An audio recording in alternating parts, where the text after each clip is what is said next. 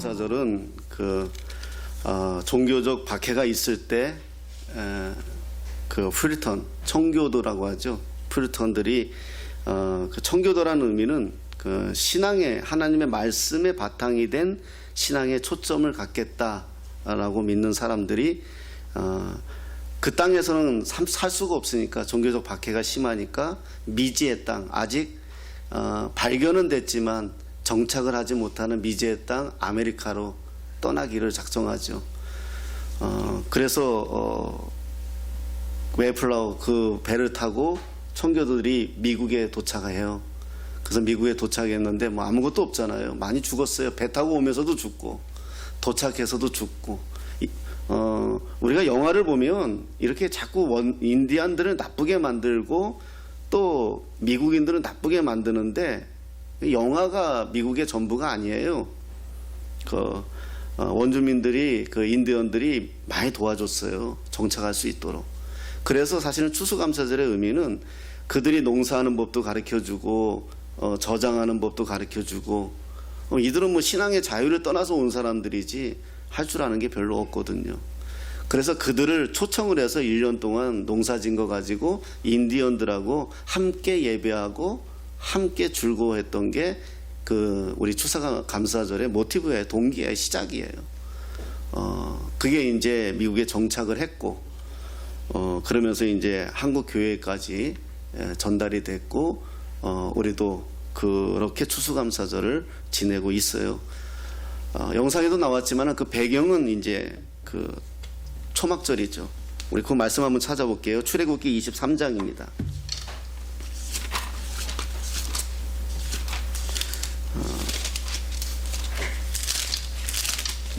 출애굽기 23장 117페이지.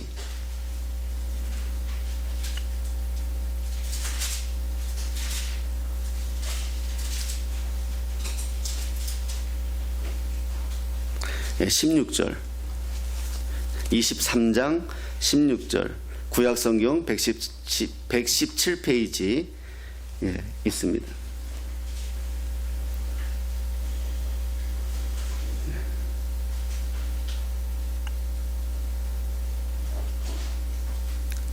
우리 같이 읽겠습니다. 시작. 맥추절을 지키라. 이는 네가 수고하여 밭에 뿌린 것의 첫 열매를 거둠이니라. 수장절을 지키라. 이는 네가 수고하여 이룬 것을 연말에 밭에서부터 거두어 저장함이랴. 네 모든 남자는 매년 3번씩 주 여호와께 보일지니라. 아멘. 예. 맥추절은 우리가 보리를 추수한 그때고 우리가 지난번에 드렸고요. 예, 수장절이죠. 수장절과 같은 말이에요. 초막절이. 예, 초막절이나 이라고도 하지요. 그래서 원래 이게 일주일 지켜요. 일주일. 우리는 뭐 주일날 예배 한번 드리고 마치는데 이스라엘 사람들은 일주일을 지켜요. 일주일을 수장절을 지키는데 아까 영상에도 나왔지만은 지금도 정통 유대인들은 그렇게 하고 있고요. 광야까지 나갈 수가 없으니까 원래 옛날에는 광야까지 나갔는데 광야까지 나갈 수 없으니까 자기 집 앞마당에다가 초막을 져요.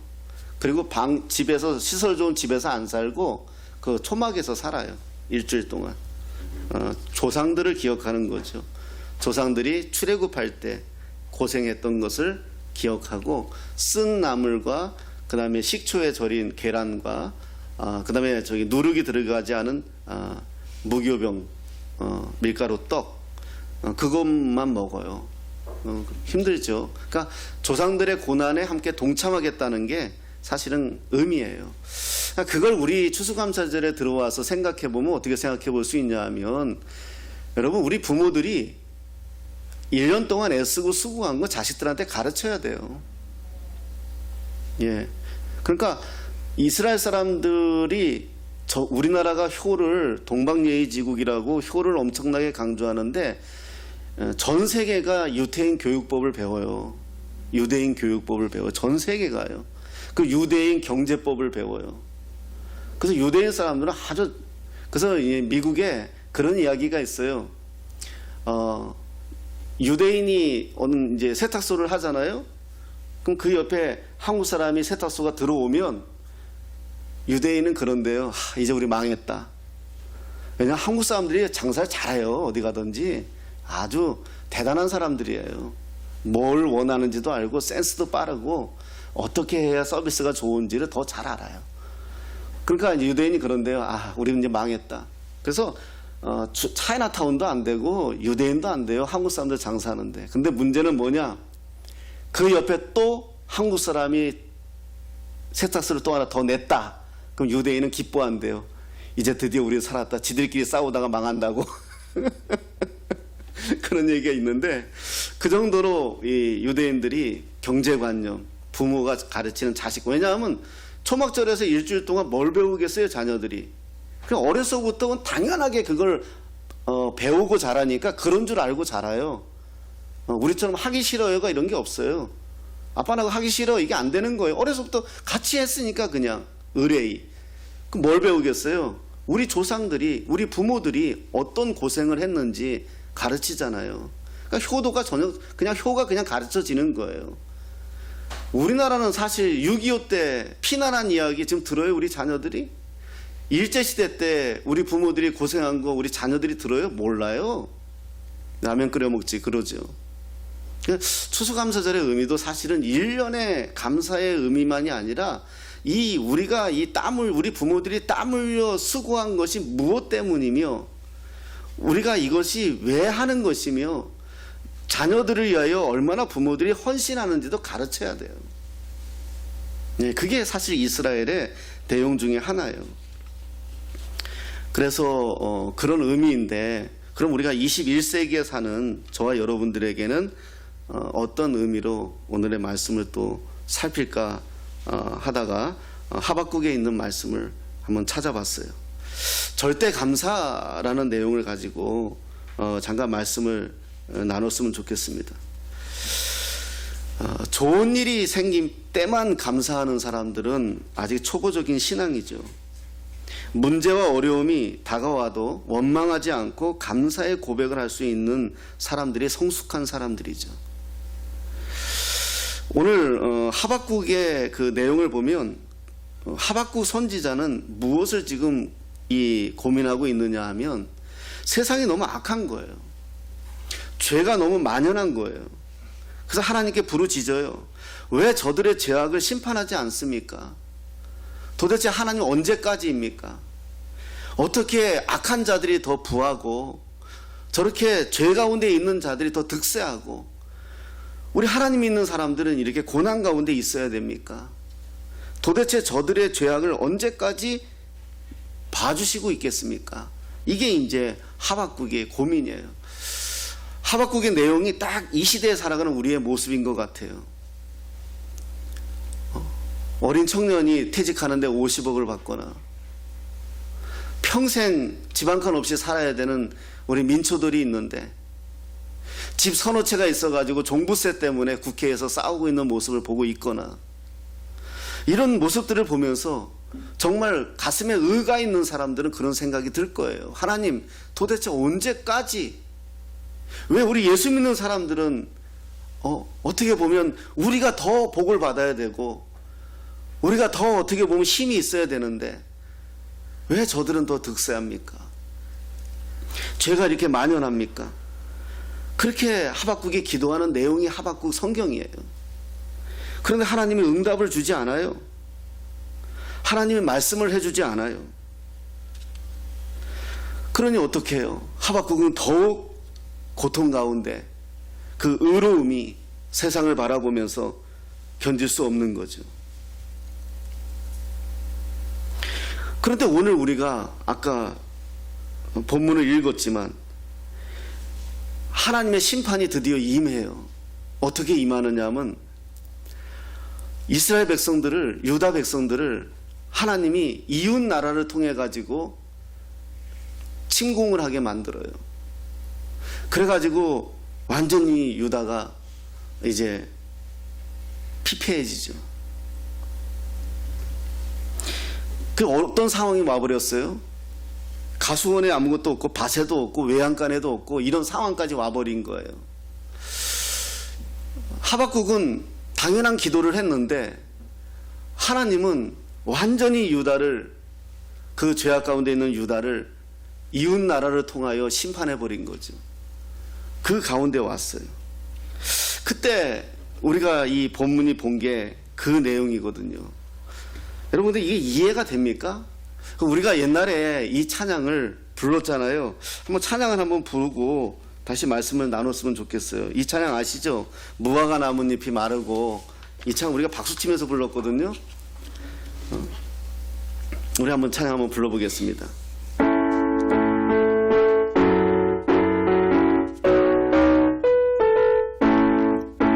무화과 나뭇잎이 마르고 포도 열매가 없으며 감람나무 열매 그치고 논밭에 식물이 없어도 우리의 양떼가 없으며 외양간 송아지 없어도 난 여호와로 즐거워하리, 난 여호와로 즐거워하리. 난 구원의 하나님을 인해 기뻐하리라. 아멘. 요만큼 부르려고 왔다 갔다 하게 해서 미안해요. 반주가 그만이야. 죄송합니다. 아, 무슨 말씀을요? 무슨 말씀을요? 감사합니다. 근데 이거 아무것도 모를 때는 막 박수 치면서 불렀어요. 일단 왜냐하면 신나잖아요. 사실 이거보다 더 신나게 불러야 되는 거거든요. 예, 기쁘게 불러요. 근데 가사 내용을 보면 하나도 안 기뻐요, 사실. 뭐가 기뻐요? 무화과 나뭇잎이 말랐다. 포도 열매가 없다. 감람나무 열매가 그쳤다. 논밭에 식물도 없다. 우리의 양떼도 없다. 외양간 송아지도 없다. 뭐가 즐거워요, 도대체? 근데 난 여호와로 인해 즐거워하리. 난 여호와로 인해 즐거워하리. 난 구원의 하나님을 인해 기뻐하리라. 여러분, 이게 이해가 됩니까? 하박국은 그걸 발견한 거예요.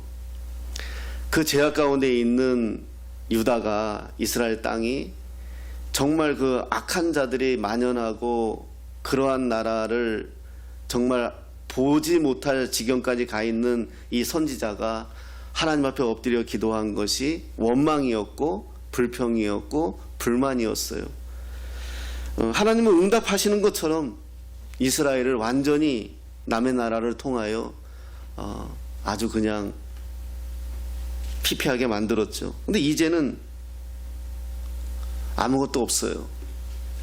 그런 상황이 왔을 때 고백하는 하박국 선지자가 고백하는 내용이 바로 그 내용이에요. 이 절망적인 상황에서도 하나님을 찬양할 수 있다. 무엇일까요, 그게? 신앙이 있다는 건 뭘까요, 여러분? 저와 여러분들이 신앙이 있다는 거, 믿음 생활한다는 건 다 잘 되는 것은 누구나 할 수 있어요. 내가 정말 고난 가운데 있는데, 정말 낙심하고 절망 가운데 있는데 그 가운데에서 하나님을 발견할 수 있는 거, 그게 우리 신앙이거든요. 내 자식이 다 잘 되면 좋죠. 내 남편이 다 잘 되면 좋고요. 저도 우리 성도들이 다 잘 되면 좋아요. 그런데 그렇지 않는 게 우리 현실이에요. 그럼 우리는 하나님을 믿는데, 우리는 이만큼 기도하는데, 이만큼 예배하는데 하나님은 왜 이걸 침묵하십니까? 우리가 그렇게 하나님 앞에 항변할 수 있죠. 그런데 그 안에 깊이 있는 내용을 알게 되어서 신앙의 인물들을 찾아봤어요. 그래서 지난 우리 금요일 날 이렇게 이제 장식을 하고 한 11시 정도까지인가요? 권사님하고 우리 정훈이하고 이야기하다가 손양원 목사님 이야기가 나왔어요. 그래서 그 이야기를 좀 들려드리면서 생각을 해봐야 되겠다. 진짜 우리 그리스도인이 뭘까? 진짜 우리 신앙인이 뭘까? 우리가 세상 사람들처럼 똑같은 복을 바라고 똑같은 행복을 바라는 건 당연한 건데 거기에서만 멈춰 있는 게 우리 그리스도인인가? 우리의 믿음의 선배들은 어떻게 살았는가? 어떻게 감사할 수 있는가? 그 생각을 해본 거죠.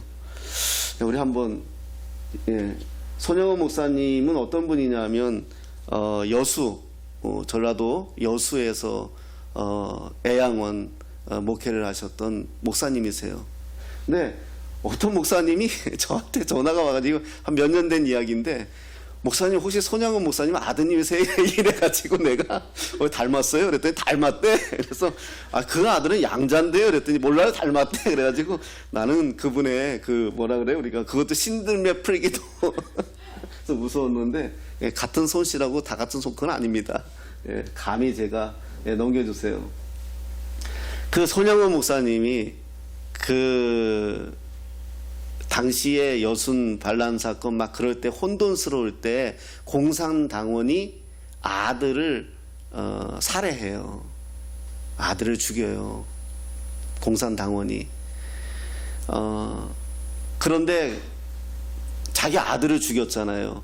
근데 자기 아들을 죽인 그 공산당원을 양자로 입양해요. 그리고 그 양자로 입양된 그분이 나중에 목사님이 돼요. 예. 근데 자기 아들이 죽었을 때 그 여수에 가면은 그 기념관이 있어요. 손양원 목사님 기념관에 그 손양원 목사님이 쓴 그 글이에요. 그 고백한 쓴 글이 필체가 남아 있는데 거기에 내용에 9가지 감사해요. 자기 아들이 공산당원한테 죽었는데, 첫째가 뭐냐하면 나 같은 죄인의 혈통에서 두 명 다 죽었어요. 2명.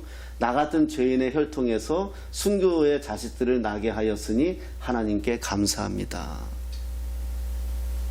이건 상상할 수 없는 이야기예요. 내 아들 둘이 공산당원에게 죽었어요. 그런데 손 목사님은 뭐라 그래요? 감사하대요. 왜 감사하느냐? 순교의 자식들이. 예. 두 번째가 허다한 많은 성도들 중에 이런 보배를 나에게 주셨으니 감사합니다. 이런 보배를. 자, 세 번째가 3남 3녀 중 가장 아름다운 두 아들을 바치게 하셔서 감사합니다. 똑똑했어요. 유학 준비하고 있었거든요. 감사합니다. 네 번째가 한 아들의 순교도 귀하거늘 하물며 두 아들이 순교했으니 더욱 감사합니다. 다섯 번째가 예수 믿고서 와석 종신하는 것도 큰 복이라 하거늘. 와석 종신이라는 것은 내가 자리를 채우고 거기에서 내가 영원히 함께 한다는 의미예요. 여러분들처럼 꿈꾸는 게 자석을 채우고 내가 영원히 함께 한다는 거잖아요. 큰 복이라 하거늘 전도하다 총살 순교당하였으니 주님께 더욱 감사합니다. 그래서 와석종신 제명을 다하고 편한 자리에 누구 같은 의미죠. 예. 이게 이해가 돼요, 여러분? 나는 거기를 한번 갔었어요. 예. 가가지고 이 내용 보다가 내가 글을 한번 쓴 게 있어요. 참 나는 목사 정말 그냥 해먹는다. 넘겨주세요. 미국 가려고 준비하던 두 아들, 미국보다 더 좋은 천국 갔으니 내 마음 안심되어 감사합니다. 여러분, 우리 신앙은요, 내 자식이 죽어서 천국 간다는 걸 믿어야 돼요. 이게 믿어야 돼. 믿음이 돼야 돼요. 내가 죽어서 천국 간다는 믿음이 없다? 왜 해요? 우리가 그날 밤에 권사님하고 정훈이하고 얘기한 내용들이 그런 내용들이었어요. 무슨 내용이냐? 신앙이 뭘까? 감사가 뭘까? 여러분, 내가 저런 상황에서 감사할 수 있는 것은 아무나 할 수 없는 거거든요. 모두가 할 수 있는 게 아니에요. 하나님이 선택하신 사람들만 할 수 있는데 또 모두가 할 수 있는 거거든요.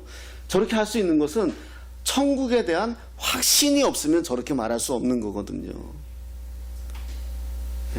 우리의 신앙이 지금 현세의 신앙에만 자꾸 매달려 있어요. 이 땅에서 복받고 이 땅에서 잘 되는 것만. 그런데 이건 100년이에요.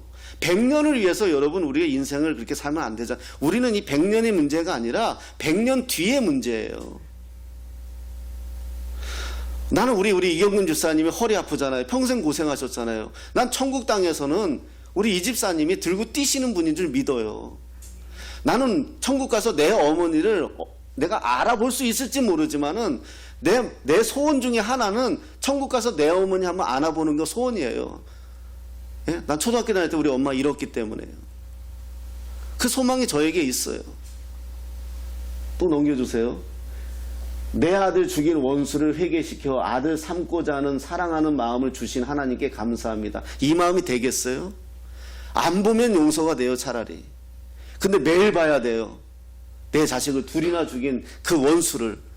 그런데 입양해요. 아들을 삼아요. 공부시키고요. 그 마음을 주신 하나님께 감사한다. 8번째요.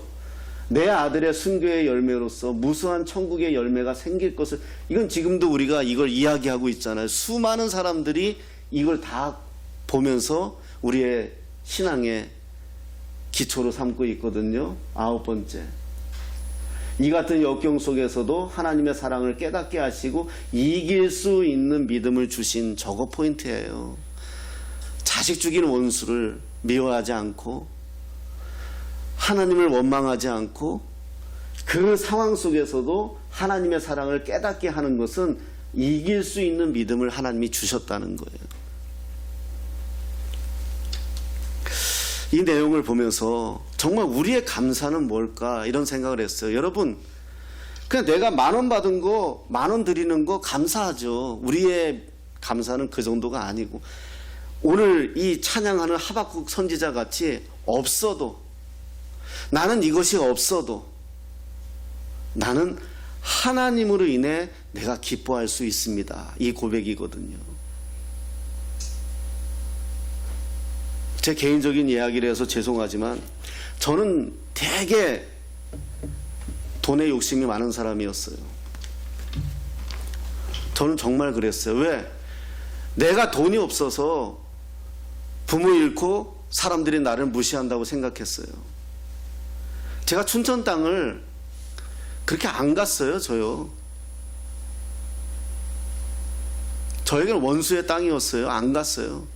결혼하느냐고 어쩔 수 없이 집사람하고 둘이 인사하러 갔지 안 갔었어요. 그동안에는요.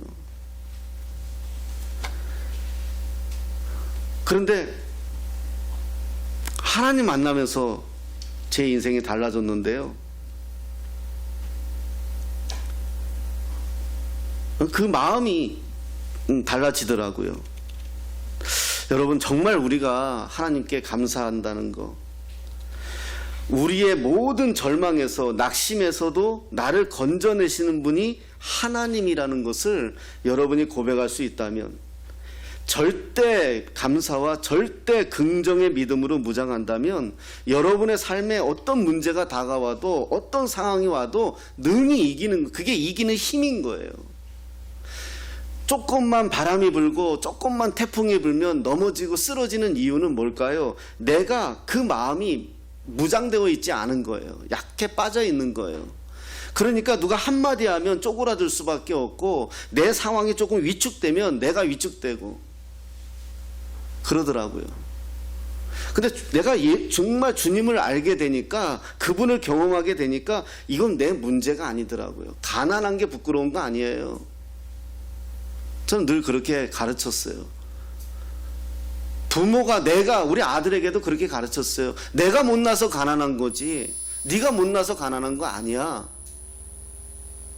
그리고 세상 사람들은 우리 겉모습에 가난하다고 볼지 몰라도 우리가 얼마나 내적으로 부유하고 우리가 얼마나 내적으로 축복을 받은지는 그 사람들 몰라. 정말 그랬어요.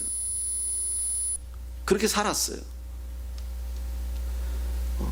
오늘 사실은 이제 한기수 집사님하고 변현묵 권사님이 간증하시려고 했는데 안 하시더라고요.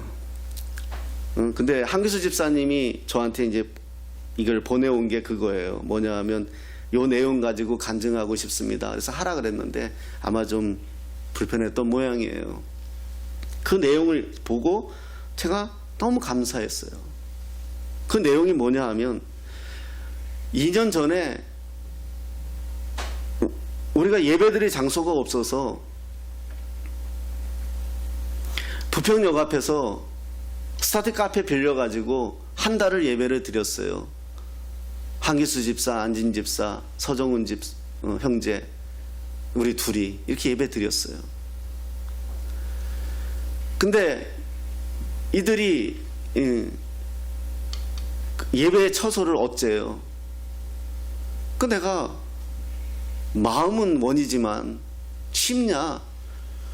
뭐 그리고 또 내가 이렇게 다니면서 뭐 돈도 없고 그랬어요. 기도하재요. 그러더니 둘이서 살짝 나갔다가 뭐 쏙닥쏙닥하고 오더니 저한테 그러는 거예요. 사실 그때까지 뭐 안진 집사, 한기수 집사 미안하지만 11조 안 했던 친구들이에요.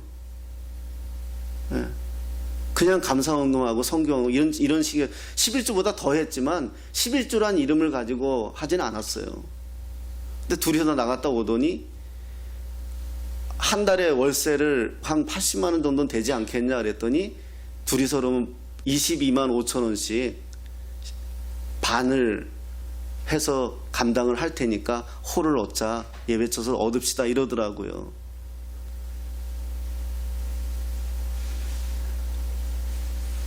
그래서 얻었어요. 근데 제가 그때 무심코 이 아이들을 너무 내가 감동을 받아서 기도해 주면서 이렇게 기도했어요. 하나님, 이 친구들이 22만 5천 원씩 11조 한대입니다. 이 친구들 형편은 내가 뻔히 아는데 이들이 하겠답니다. 하나님, 그러면 하나님이 이 11조 하는 대로 하나님이 채워주십시오. 저는 아마 그렇게 기도했나 봐요. 써준 거 보니까. 근데 그때 이 친구들이 160만 원 월급을 받았대요. 근데 1년 넘었는데 뭐 자연스럽게 증가가 됐던 어찌 됐던 지금 230만 원 월급을 받는다는 거예요. 그러면서 자기는 한기수 집사가 나한테 쪽지 보낸 게 그거예요. 그걸 경험했다는 거예요. 감사하다는 거예요. 160만 원 월급 받을 때 22만 5천 원 하나님께 11조 하겠다고 약속을 했는데 1년 지나서 하나님께서는 230만 원 월급을 동일한 직장에서 주시더라는 거예요. 그래서 그거 간증하고 싶다고 이야기하더라고요. 그러더니 꼬리 내렸어요.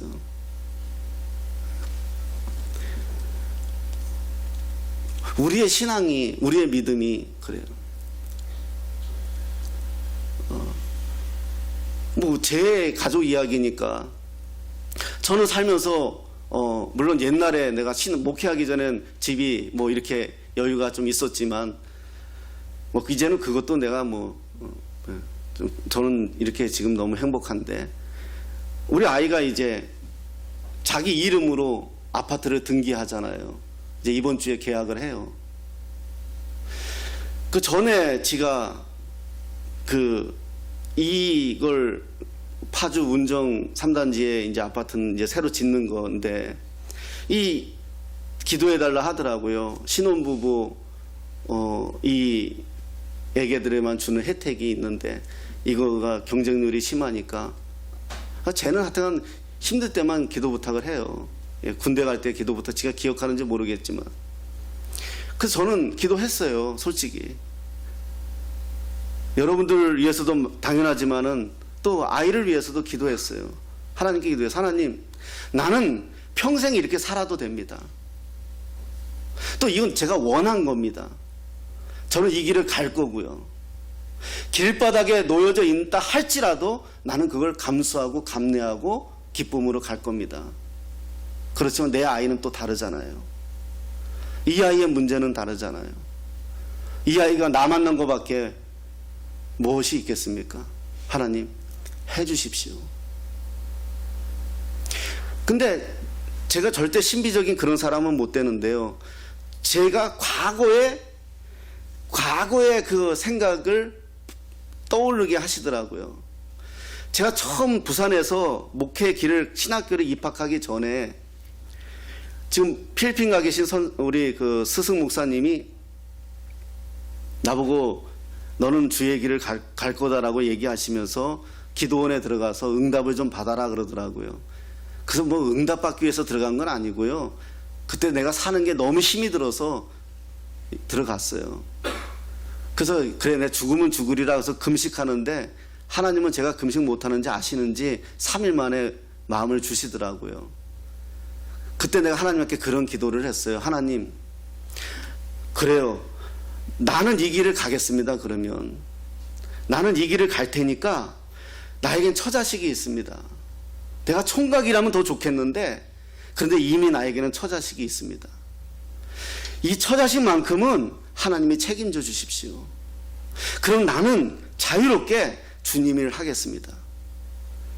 그렇게 기도하고 내려왔는데 아내에게 내가 이렇게 이제 신학을 하겠다라고 얘기하니까 벌써 집사람도 응답을 받았더라고요. 그랬어요. 그걸 떠오르게 해주시더라고요. 기억하신다는 거예요. 네 기도를 기억하신다는 거예요. 네가 나한테 내 길을 갈 때, 내가 원하는 길을 갈 때 처자식을 책임져 달라고 했던 그 말을 나는 기억한다는 거예요. 왜 의심하냐는 거예요. 그 저는 믿었어요. 제 해병대 갈 때도 그랬고요. 이번에 집 문제도 그랬어요. 아니, 우리 다른 분들도 많이 있어요. 여러분, 하나님은요, 우리의 이 상황을 즐기시는 분이 아니고요, 우리의 이 문제를 즐기시는 분이 아니라 이것을 통해서 하나님 원하는 방향으로 가기 위한 시작이에요. 준비예요. 하박국서의 이 문제는 이스라엘을 망하게 하기 위해서 하신 것이 아니라 죄악 가운데 이들을 돌이키게 하기 위해서, 그래서 하나님 쪽으로 오게 하기 위해서 이것을 하박국은 발견한 거예요. 그래서 지금 내가 아무 것이 없어도, 지금 내가 모든 것이 잃었어도 나는 기뻐할 수 있어. 왜? 여기서부터 하나님이 시작한다는 것을 하박국은 알게 됐거든요. 그걸 고백하는 내용이 19절이에요. 우리 3장, 하박국 3장 한번 보겠습니다.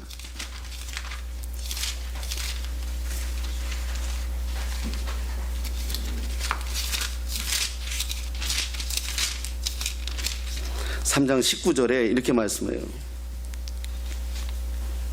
19절, 네, 마지막 절이죠.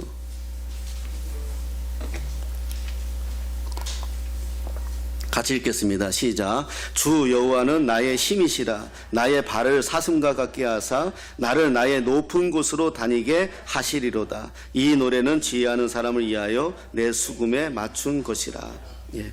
16절부터 19절은 우리가 지금 찬양하는 것처럼 이스라엘 사람들도 이렇게 찬양으로 만들어서 불렀어요. 나의 발을 사슴개 같게 하사 나를 나의 높은 곳으로 다니게 하시리다. 바로 이거거든요. 이걸 믿은 거예요. 이것을 알게 된 거예요. 하나님이 나의 힘이고 나를 나의 높은 곳으로 다니게 하신다라고 고백하는 거예요. 여러분, 지금의 우리의 모습이, 지금의 나의, 지금의 우리의 자녀, 지금의 우리의 부부의 이 모습이 우리의 모습이 아니에요. 이것이 전부가 아닙니다. 이것을 가지고 불평하면 우린 거기서 함몰될 수밖에 없고 거기서 스탑할 수밖에 없어요. 이것을 보는 것이 아니라 이 뒤에서 역사하시는 하나님을 통하여 하나님이 일해 가실 것을 우리가 믿는 거예요. 우리가 그것을 바라보는 거예요. 하박국은 그것을 본 거예요. 하나님이 나의 힘이십니다. 내가 사슴같이 뛸 거라는 거예요. 그리고 나를 높은 곳으로 세우실 거라는 거예요. 아까 손양원 목사님 얘기하다가 이거 제가 직접 경험한 건, 부교육자로 있을 때 청년들 데리고, 제가 전도사 때 청년들 데리고 수련회를 갔다가 오다가 그 깊지도 않은 개울가였어요. 거기서 이제 애들이 이제 덥다고 잠깐 시간 있으니까 쉬다 가자 그래가지고 봉고차 우리가 2대를 갔나? 하여튼 그래서 세워놓고 잠깐 쉬게 했는데, 목사님이, 담임 목사님의 아들하고 딸이 있었어요. 근데 아들이 거기서 익사했어요. 물에 빠져 죽었어요. 장난인 줄 알았어요. 그런데 다음 날이 토요일이었죠. 다음 날이 주일이었잖아요. 목사님 이제 다 이렇게 장례하고 있는데 우리 식구 다 이제 예배는 그대로 진행되고 목사님이 강단에 나오셔서 하신 말씀이 첫 마디가 이거였어요. 여러분, 기뻐해 주십시오. 제 아들이 지금 천국 갔습니다. 절대 슬픈 모습 보여주지 마십시오. 그러면 제 신앙에 대한 모독입니다. 우리 오늘 잔치합시다. 그렇게 예배 드렸어요. 성도들은 많이 울었지만요. 저도 몸을 줄 몰랐잖아요. 제가 차 세우지 않았으면. 저에게도 아무 말, 그냥 어깨 두들겨 주시고요. 그런 좋은 분 밑에서 신앙의 훈련을 했던 적이 저는 참 감사해요. 정말 우리의 이 추수감사절의 오늘의 예배를 통해서 우리가 다시 한번 생각해, 내가 지금 뭘 감사하고 있는가, 그리고 우리의 감사의 대상은 무엇이고 오늘에 우리가 정말 감사할 수 있는 게 무엇인가를 다시 우리가 고백했으면 좋겠고요. 우리 꿈꾸는 교회 지체들이, 우리 성도들이 정말 이 땅에서만 영원히 살 것처럼 그렇게 살아가는 사람들이 아니라 반드시 성경에서 약속한 그 하나님의 나라, 그 천국, 우리가 거기에 소망을 두고 이 땅에서는 봉사하는 삶이에요. 이 땅에서는 우리가 주는 거예요. 이 땅에서는 우리가 모두가 다 나누는 거예요. 함께 하는 거예요. 그렇게 할 수 있는 게 기쁨이고 그렇게 할 수 있는 게 즐거움이 되는 거예요. 저도 이 마음이 변한 것은 하나님 만나고 나서요. 전에는 저는 이렇게 살지 못했어요. 이렇게 살 수도 없었고요. 그런데 내가 예수를 만나고 나서 변한 것 중에 하나가 바로 그것이에요. 감사는 뭐죠? 받은 것에 감사가 아니에요. 주는 것에 감사해요. 진정한 감사는 내가 이만큼 받았으니까 고맙습니다, 이게 아니에요. 내가 이렇게 할 수 있어서, 내가 이렇게 줄 수 있어서 하나님 내가 너무나 고맙습니다. 우리의 자식들도 그렇게 컸으면 좋겠어요. 나 하나 살기 위해서 바둥바둥 아둥아둥 사는 아이들이 아니라 정말 세상을 품고 세상을 위해서 살아내는 사람들, 월급 받아 적금 들고 그 안에서 집 사고 살아가는 거 당연히 누려야 되겠지만 그 정도에 머무는 인생들이 아니라 오히려 세상을 품고 세상을 향하여 자기를 내어줄 수 있는 사람들, 자기의 가슴을 열어줄 수 있는 사람들, 그게 감사해요. 그리스도인이에요.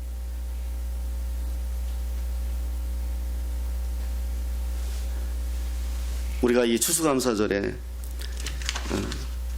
다시 한번 이런 고백이 저와 여러분들의 고백이 됐으면 참 좋겠고요. 2022년도 또 오늘 이 시간에는 우리가 더욱 풍성한 감사가 되고, 이제는 우리가 받은 것 때문에 감사가 아니라 하나님 우리가 이렇게 했습니다. 하나님 제가 이렇게 정말 하나님 앞에 주님의 이름으로 감당했습니다. 이런 고백과 이런 간증과 이런 내용들 여러분 우리가 함께 가진다면 그럼 우리가 정말 또 하나님이 기뻐하시는 그런 감사절이 되겠다라는 생각이 듭니다. 여러분 한 해 동안 수고하셨고요. 더더욱 새로운 새해에는 더더욱 큰 축복이 저와 여러분들에게 가득하시기를 예수님의 이름으로 축복합니다.